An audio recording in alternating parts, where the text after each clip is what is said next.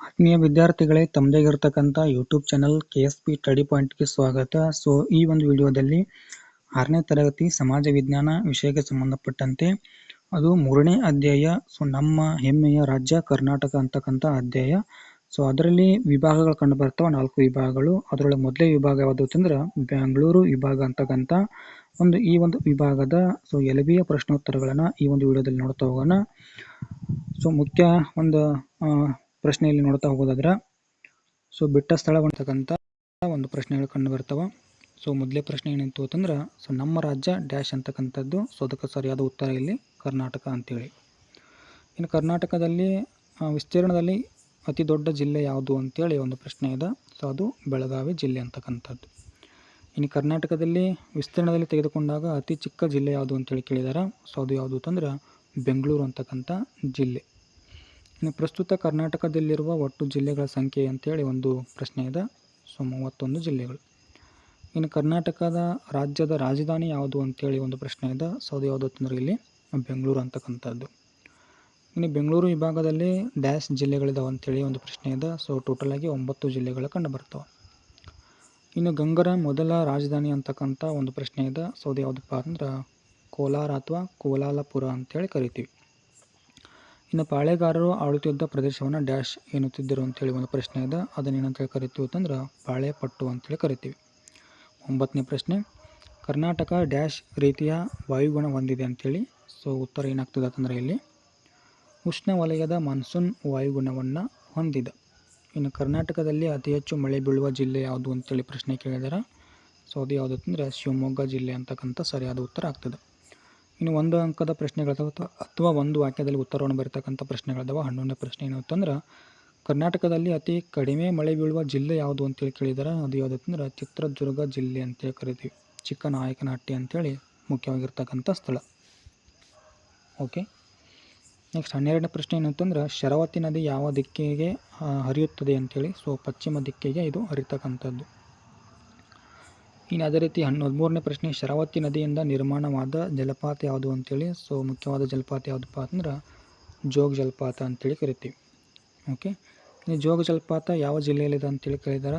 ಶಿವಮೊಗ್ಗ ಜಿಲ್ಲೆಯಲ್ಲಿ ಅಂತೇಳಿ ಉತ್ತರ ಆಗ್ತದೆ.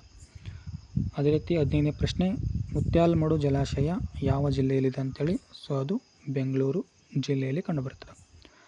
16ನೇ ಪ್ರಶ್ನೆ, ಗಾಜನೂರು ಮತ್ತು ತುಂಗಾ ಒಂದು ಅಣೆಕಟ್ಟುಗಳು ಯಾವ ಜಿಲ್ಲೆಯಲ್ಲಿವೆ ಅಂತೇಳಿ. ಶಿವಮೊಗ್ಗ ಜಿಲ್ಲೆಯಲ್ಲಿ ಕಂಡುಬರ್ತವೆ. 17ನೇ ಪ್ರಶ್ನೆ, ವಾಣಿ ವಿಲಾಸ ಸಾಗರ ಅಣೆಕಟ್ಟು ನಿರ್ಮಿಸಿದವರು ಯಾರು ಅಂತೇಳಿ ಒಂದು ಪ್ರಶ್ನೆ ಇದೆ. ಇದನ್ನು ಆಗಿನ ಕಾಲದಲ್ಲಿದ್ದವ್ರು ಯಾರು ಅಂತಂದ್ರೆ ಮೈಸೂರಿನ ಒಡೆಯರು. ಈ ಒಂದು ವಾಣಿ ವಿಲಾಸ ಸಾಗರ ಅಣೆಕಟ್ಟನ್ನು ನಿರ್ಮಿಸ್ತಾರೆ. 18ನೇ ಪ್ರಶ್ನೆ, ವಾಣಿ ವಿಲಾಸ ಸಾಗರ ಅಣೆಕಟ್ಟು ಎಲ್ಲಿದೆ ಅಂಥೇಳಿ ಒಂದು ಪ್ರಶ್ನೆ ಇದೆ. ಚಿತ್ರದುರ್ಗ ಒಂದು ಜಿಲ್ಲೆಯ ಹಿರಿಯೂರು ತಾಲೂಕು ಅಂತೇಳಿ, ಹಿರಿಯೂರು ಅಂತಕ್ಕಂಥದ್ದು. ಇನ್ನು ಮಾರ್ಕೋನಹಳ್ಳಿ ಜಲಾಶಯ ಯಾವ ಜಿಲ್ಲೆಯಲ್ಲಿದೆ ಅಂತೇಳಿ. ತುಮಕೂರು ಜಿಲ್ಲೆಯಲ್ಲಿ ಕಂಡುಬರುತ್ತದೆ. ಓಕೆ, ನೆಕ್ಸ್ಟ್ 20ನೇ ಪ್ರಶ್ನೆ, ಚಿತ್ರದುರ್ಗ ಜಿಲ್ಲೆಯಲ್ಲಿ ಯಾವ ಖನಿಜ ದೊರೆಯುತ್ತದೆ ಅಂತೇಳಿ ಒಂದು ಪ್ರಶ್ನೆ ಇದೆ. ತಾಮ್ರ ಮತ್ತು ಕಬ್ಬಿಣ ಅಂತಕ್ಕಂಥ 2 ಪ್ರಮುಖವಾಗಿರ್ತಕ್ಕಂಥ ಖನಿಜಗಳು. ಇನ್ನು ಬೆಂಗಳೂರು ನಗರದಲ್ಲಿ ಪ್ರತಿ ವರ್ಷ ನಡೆಯುವ ಪ್ರಸಿದ್ಧ ಉತ್ಸವ ಯಾವುದು ಅಂತೇಳಿ ಪ್ರಶ್ನೆ ಇದೆ. ಅದು ಕರಗ ಉತ್ಸವ ಅಂತೇಳಿ ಆನ್ಸರ್ ಆಗ್ತದೆ. ಇನ್ನು 22ನೇ ಪ್ರಶ್ನೆ ನೋಡೋದಾದ್ರೆ ಪ್ರಾಕೃತಿಕ ಸಂಪನ್ಮೂಲ ಎಂದರೇನು, ಉದಾಹರಣೆ ಕೊಡಿ ಅಂತೇಳಿ. ಇಲ್ಲಿ ಪ್ರಕೃತಿಯಿಂದ ಅಥವಾ ಪ್ರಕೃತಿ ದತ್ತವಾದ ಸಂಗತಿಗಳನ್ನು ಏನಂತೇಳಿ ಕರಿತೀವಿ, ಇಲ್ಲಿ ಪ್ರಾಕೃತಿಕ ಸಂಪನ್ಮೂಲ ಅಂತೇಳಿ ಕರಿತೀವಿ. ಉದಾಹರಣೆ ನೀವು ನೋಡ್ಬೋದು. ಉದಾಹರಣೆ ಅಂತಂದ್ರೆ ಅರಣ್ಯ ಆಗಿರ್ಬೋದು, ನೀರಾಗಿರ್ಬೋದು, ಭೂಮಿ ಆಗಿರ್ಬೋದು. ಇಷ್ಟು ಉದಾಹರಣೆ ಬರೀಬೋದು. ಅದೇ ರೀತಿ 23ನೇ ಪ್ರಶ್ನೆ, ಬೆಂಗಳೂರು ವಿಭಾಗದಲ್ಲಿ ಕುಡಿಯುವ ನೀರಿಗೆ ಅಭಾವ ಉಂಟಾಗಲು ಕಾರಣವೇನು ಅಂತೇಳಿ ಪ್ರಶ್ನೆ ಇದೆ. ಇಲ್ಲಿ ಅನೇಕ ನದಿಗಳೇನಾಗ್ಯಾವ ಅಂತಂದ್ರೆ ವಿನಾಶದ ಅಂಚನ್ನು ತಲುಪ್ಯವ. ಆ ಕಾರಣಕ್ಕಾಗಿ ನೀರಿನ ಒಂದು ಪ್ರಭಾವ ಅಥವಾ ನೀರಿನ ಒಂದು ಅಭಾವ ಕಂಡುಬರ್ತದೆ.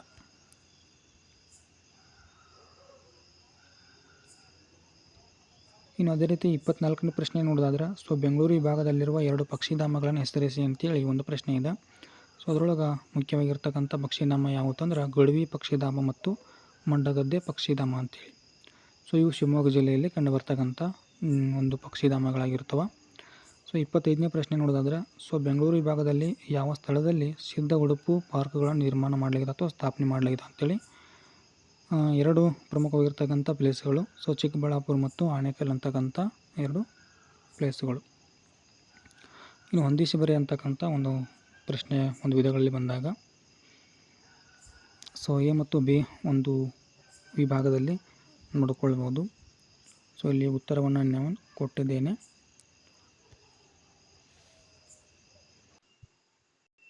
ಓಕೆ, ಸೊ ಇಲ್ಲಿ ಸೊ ಹಾಲು ರಾಮೇಶ್ವರ ಗುಡ್ಡ ಅಂತಕ್ಕಂಥ ಒಂದು ವಿಷಯದ ಸೊ ಇಲ್ಲಿ ಅದಕ್ಕೆ ಸರಿಯಾದ ಉತ್ತರ ಏನಾಗ್ತಿತ್ತು ಅಂದರೆ ಯಾವ ಜಿಲ್ಲೆಯಲ್ಲಿ ಕಂಡುಬರ್ತದೆ ತಂದಾಗ ಚಿತ್ರದುರ್ಗ ಜಿಲ್ಲೆಯಲ್ಲಿ ಕಂಡುಬರ್ತದೆ. ಓಕೆ, ಇನ್ನು ಬನ್ನೇರುಘಟ್ಟ ರಾಷ್ಟ್ರೀಯ ಉದ್ಯಾನವನ ಅಂತಕ್ಕಂಥದ್ದಿದೆ. ಸೊ ಈ ಒಂದು ಬನ್ನೇರುಘಟ್ಟ ರಾಷ್ಟ್ರೀಯ ಉದ್ಯಾನವನ ಎಲ್ಲಿ ಕಂಡುಬರ್ತದೆ ರೀ? ಬೆಂಗಳೂರಲ್ಲಿ ಕಂಡುಬರ್ತದೆ. ಇನ್ನು ಗುಡವಿ ಪಕ್ಷಿಧಾಮ ಅಂತಕ್ಕಂಥದ್ದಿದೆ. ಸೊ ಅದಕ್ಕೆ ಸರಿಯಾದ ಉತ್ತರ ಏನಾಗ್ತದೆ ರೀ? ಡಿ ಆಗ್ತದೆ. ಸೊ ಇಲ್ಲಿ ಉತ್ತರಗಳನ್ನು ಕೊಟ್ಟಿದ್ದೀನಿ ರೀ ನಿಮಗೆ ಆಲ್ರೆಡಿ. ಸೊ ಇದನ್ನು ಕೂಡ ನೋಡ್ಕೊಳ್ಬೋದು. ಇನ್ನು ರಾಮದೇವರ ಬೆಟ್ಟ ಅಂತಕ್ಕಂಥದ್ದಿದೆ. ಸೊ ಅದಕ್ಕೆ ಸರಿಯಾದ ಉತ್ತರ ಸೊ ರಣಹದ್ದು ಒಂದು ಸಂರಕ್ಷಣಾ ಧಾಮ ಆಗಿರ್ತದೆ. ಅದೇ ರೀತಿ 5ನೇದು ಸೊ ಹಿಪ್ಪು ನೇರಳೆ ಅಂತಕ್ಕಂಥ ಒಂದು ವಿಷಯದ ಸೊ ಅದಕ್ಕೆ ಸರಿಯಾದ ಉತ್ತರ ಏನಾಗ್ತದೆ ಅಂದರೆ ಇಲ್ಲಿ ಇದು ರೇಷ್ಮೆ ಆಗ್ತದೆ. ಇನ್ನು ಜಾನಪದ ಲೋಕ ಅಂತಕ್ಕಂಥದ್ದು ಒಂದಿದೆ. ಸೊ ಅದಕ್ಕೆ ಸರಿಯಾದ ಉತ್ತರ ಇಲ್ಲಿ ಏನಾಗ್ತಿತ್ತು ಅಂದರೆ HL ನಾಗೇಗೌಡ ಅಂತಕ್ಕಂಥವ್ರು. ಇನ್ನು ವಿಧಾನಸೌಧ ನಿರ್ಮಾಣ ಅಂತಕ್ಕಂಥದ್ದಿದೆ. ಸೊ ಅದಕ್ಕೆ ಸರಿಯಾದ ಉತ್ತರ ಇಲ್ಲಿ ಏನಾಗ್ತಿದೆಪ್ಪ ಅಂದ್ರೆ ವಿಧಾನಸೌಧ ನಿರ್ಮಾಣ ಕೆಂಗಲ್ ಹನುಮಂತಯ್ಯ ಅಂತಕ್ಕಂಥವ್ರು ಸರಿಯಾದ ಉತ್ತರ ಆಗ್ತದೆ. ಇನ್ನು ಒಂದು ಉಳಿತು, ಅದು ಯಾವುದಪ್ಪ ಅಂದ್ರೆ KC ರೆಡ್ಡಿ ಅಂತಕ್ಕಂಥವ್ರು. ಸೊ ಅವ್ರು ಏನಂತಂದರೆ ಇಲ್ಲಿ ಮೈಸೂರು ರಾಜ್ಯದ ಪ್ರಥಮ ಅಥವಾ ಮೊದಲ ಮುಖ್ಯಮಂತ್ರಿ ಆಗಿರ್ತಾರೆ. ಓಕೆ, ಇನ್ನು ಈ ಅಂತಕ್ಕಂಥ ಒಂದು ಮುಖ್ಯ ಪ್ರಶ್ನೆಯಲ್ಲಿ ಬಂದಾಗ ಸೊ 2ರಿಂದ 4 ವಾಕ್ಯಗಳಲ್ಲಿ ಉತ್ತರವನ್ನು ಬರೀತಕ್ಕಂಥದ್ದು. 27ನೇ ಪ್ರಶ್ನೆ ಏನಾದತ್ತಂದಾಗ ಇಲ್ಲಿ ಬೆಂಗಳೂರು ವಿಭಾಗದ ಜಿಲ್ಲೆಗಳನ್ನು ಹೆಸರಿಸಿ ಅಂತೇಳಿ. ಸೊ ಯಾವ ಜಿಲ್ಲೆಗಳು ಕಂಡು ಬರ್ತಾವೆ ಅಂತಂದಾಗ ಬೆಂಗಳೂರು ನಗರ ಅಂತಕ್ಕಂಥದ್ದು, ಬೆಂಗಳೂರು ಗ್ರಾಮೀಣ ಅಂತಕ್ಕಂಥದ್ದು, ಕೋಲಾರ ಜಿಲ್ಲೆ, ಚಿಕ್ಕಬಳ್ಳಾಪುರ, ರಾಮನಗರ, ತುಮಕೂರು, ಚಿತ್ರದುರ್ಗ, ಅದೇ ರೀತಿ ದಾವಣಗೆರೆ, ಶಿವಮೊಗ್ಗ ಅಂತಕ್ಕಂಥ ಸೊ ಟೋಟಲಾಗಿ 9 ಜಿಲ್ಲೆಗಳು ಇಲ್ಲಿ ಈ ಒಂದು ಭಾಗದಲ್ಲಿ ಕಂಡುಬರ್ತವೆ. ಓಕೆ, ನೆಕ್ಸ್ಟ್ 28ನೇ ಪ್ರಶ್ನೆ ನೋಡೋದಾದ್ರೆ ಸೊ ಬೆಂಗಳೂರು ವಿಭಾಗದ ಜ್ಞಾನಪೀಠ ಪ್ರಶಸ್ತಿ ಪುರಸ್ಕೃತರನ್ನು ತಿಳಿಸಿ ಅಂತೇಳಿ. ಹಾಗಾದರೆ ಪ್ರಮುಖವಾಗಿರ್ತಕ್ಕಂಥವ್ರು ಯಾರಂತಂದರೆ ಇಲ್ಲಿ ಕುವೆಂಪು ಆಗಿರ್ಬೋದು, ಮಾಸ್ತಿ ವೆಂಕಟೇಶ್ ಅಯ್ಯಂಗಾರ್ ಆಗಿರ್ಬೋದು, ಆಮೇಲೆ ಇನ್ನೊಬ್ರು ಯಾರಂತಂದ್ರೆ UR ಅನಂತಮೂರ್ತಿ ಅಂತಕ್ಕಂಥವ್ರು. ಇನ್ನು 29ನೇ ಪ್ರಶ್ನೆ ಏನಿತ್ತು ಅಂತಂದಾಗ ಸೊ ಕರ್ನಾಟಕದ ನಕ್ಷೆ ಬಿಡಿಸಿ ಬೆಂಗಳೂರು ವಿಭಾಗದ ಜಿಲ್ಲೆಗಳನ್ನು ಗುರುತಿಸಿ ಅಂತೇಳಿದೆ. ಸೊ ನಾನಿಲ್ಲಿ ಏನು ಮಾಡಿದ್ದೀನಿ ಅಂತಂದ್ರೆ ಜಸ್ಟ್ ಬೆಂಗಳೂರು ವಿಭಾಗದ ಜಿಲ್ಲೆಗಳನ್ನು ಮಾತ್ರ ಏನು ಮಾಡಿದ್ದೀನಿ ಅಂತಂದರೆ ಇಲ್ಲಿ ಕೊಟ್ಟಿದ್ದೀನಿ. ಸೊ ಅದನ್ನು ನೀವೇನು ಮಾಡ್ಬೋದು ಅಂತಂದ್ರೆ ಕರ್ನಾಟಕ ನಕ್ಷೆಯನ್ನು ಬಿಡಿಸಿ ಸೊ ಇವುಗಳನ್ನು ಏನು ಮಾಡ್ಬೋದು ಅಂದ್ರೆ ಗುರುತಿಸ್ಬೋದು. ಓಕೆ, ಸೊ ಇದಿಷ್ಟು ಏನಂತಂದರೆ ಇಲ್ಲಿ ಬೆಂಗಳೂರು ವಿಭಾಗದ ಒಂದು LBA ಪ್ರಶ್ನೋತ್ತರಗಳಿಗಿರ್ತವೆ. ಸೊ ಮುಂದಿನ ಒಂದು ವಿಭಾಗವನ್ನು ಏನು ಮಾಡೋಣ ಅಂತಂದ್ರೆ ಮುಂದಿನ ಒಂದು ವಿಡಿಯೋದಲ್ಲೇ ನೋಡ್ತಾ ಹೋಗೋಣ. ಸೊ ಇದು ನಿಮ್ಗೆ ವಿಡಿಯೋ ಇಷ್ಟ ಆಗಿತ್ತು ಅಂತಂದ್ರೆ ಲೈಕ್ ಮಾಡಿ, ಶೇರ್ ಮಾಡಿ ಮತ್ತು ಸಬ್ಸ್ಕ್ರೈಬ್ ಮಾಡೋದನ್ನು ಮರೆಯೋದಿರಿ ಅಂತ ಹೇಳ್ತಾ ಸೊ ಇಲ್ಲಿಗೆ ಈ ಒಂದು ವಿಡಿಯೋನ ಮುಗಿಸ್ತಾ ಇದ್ದೀನಿ. Thank you.